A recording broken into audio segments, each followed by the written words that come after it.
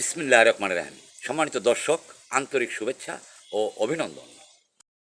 বন্ধুরা, সৃষ্টিকর্তার ভালোবাসা এবং পুরস্কার পাইতে চাইলে ধর্মীয় রীতিনীতি মেনে আবাদত বন্দেগীর মাধ্যমে সৃষ্টিকর্তা ও বিশ্বনবীকে স্মরণ করতে হবে।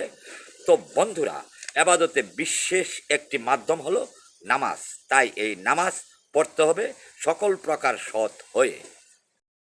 তাই সকল প্রকার সৎ না হইয়া যারা নামাজ পড়ে সৃষ্টিকর্তা বিশ্বনবী এবং কোরআনের সাথে ইয়ারকি করে, তার শাস্তি হলো ভয়াবহ। বন্ধুরা, ধর্মকে জোর করে প্রতিষ্ঠা করা সৃষ্টিকর্তা বিশ্বনবী এবং আমি সমর্থন করি না।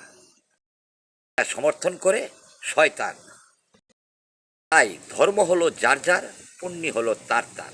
সকল প্রকার সৎ হইয়া আপনাকে নামাজ পড়তে হবে, হলে সৃষ্টিকর্তা বিশ্বনবীর ভালোবাসা পাবেন, বললে আপনি পাবেন না।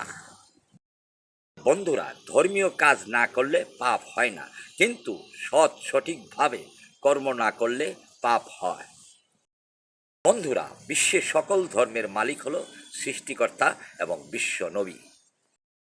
বন্ধুরা, ওনারা দুইজন ধর্মকে আমাদের কাছে আমানত রেখেছে এবং পালন করতে বলেছে।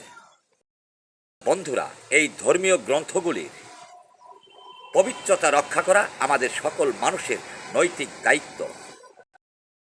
বন্ধুরা, যারা সকল প্রকার সৎ না হয়ে নামাজ পড়ে ধার্মিক সেজে মানুষকে ধোঁকা দেয়, অভিনয়ের নামাজ পড়ে মানুষকে ক্ষতি করে, তাদেরকে আমরা সামাজিকভাবে রাষ্ট্রীয়ভাবে শাস্তির বিধান চালু করব।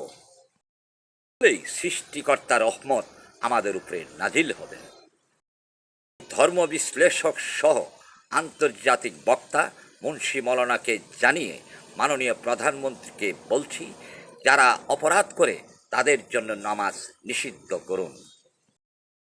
সেটা বলা আছে, আপনি নিষেধ করুন, বলে ধার্মিক সেজে আর কোনো ব্যক্তি অপরাধ করতে পারবে না।